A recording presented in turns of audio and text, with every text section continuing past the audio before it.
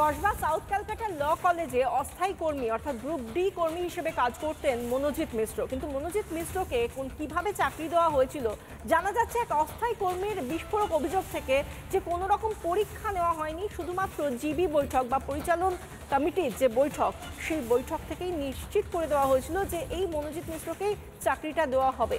যত সময় যাচ্ছে একের পর এক বিস্ফোরক তথ্য সামনে আসছে এই মনোজিৎ মিশ্রকে নিয়ে।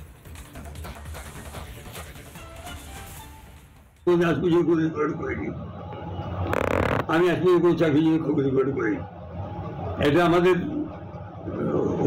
দরকার ছিল, আমাদের অ্যাপ্লাই করেছে, কোনো রিকমেন্ড করিনি।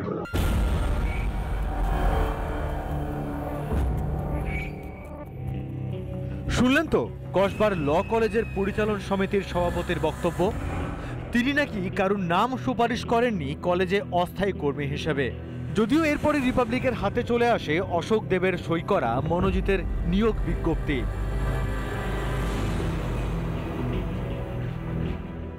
এবার শুনুন কলেজেরই এক অস্থায়ী কর্মীর কথা। তার সরাসরি দাবি, জিবি বৈঠকেই মনোজিৎকে দায়িত্ব দেওয়ার সিদ্ধান্ত নেন অশোক দেব ও ভাইস প্রিন্সিপালরা। কোনো পরীক্ষা হয়নি মনোজিতের। রিক্রুটমেন্ট হয়েছে, জিবির মাধ্যমে হয়েছে। জিবির মাধ্যমে হয়েছে? হ্যাঁ। রিক্রুটমেন্টের যে প্রসেস, নিয়োগের যে প্রসেস, পরীক্ষা কোনো কিছু দেওয়া হয়েছে? দিয়েছে? কোনো পরীক্ষা হয়নি? না না। আপনি কি পরীক্ষা দিয়েছিলেন? আমাদের ভাইবা হয়েছিল।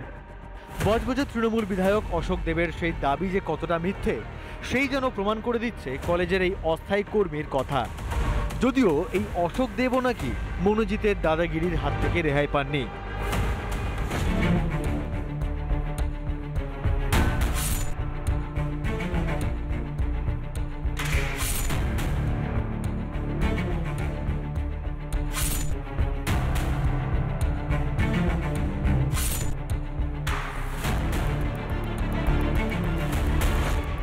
এভাবেই দিনের পর দিন ধরে কলেজ ক্যাম্পাসে মনোজিতের দাদাগিরি।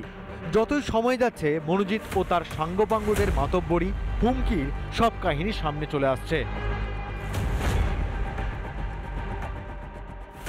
অভিযোগ, মুর্শিদাবাদ থেকে পড়তে এসে মনোজিতের হুমকির মুখে পড়েছিল এক ছাত্র। এই নিয়ে অভিযোগ জানালে নাকি হুমকির মাত্রা বেড়ে যায়। অবশেষে 2019 সালে মনোজিৎ ও তার দলবল মারধর করে বলে অভিযোগ। 2019-এ আমরা ওই খেতে গেছিলাম, এক বন্ধুর বার্থডে ডেট ছিল।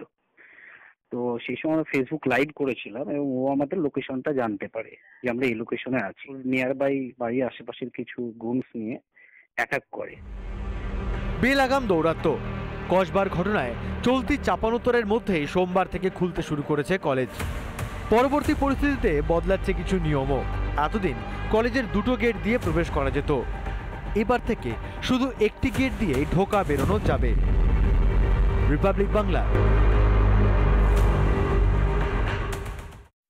নানা ধরনের কন্টেন্ট দেখার জন্য লাইক করুন, শেয়ার করুন আমাদের ফেসবুক পেজ, সাবস্ক্রাইব করুন আমাদের ইউটিউব চ্যানেল।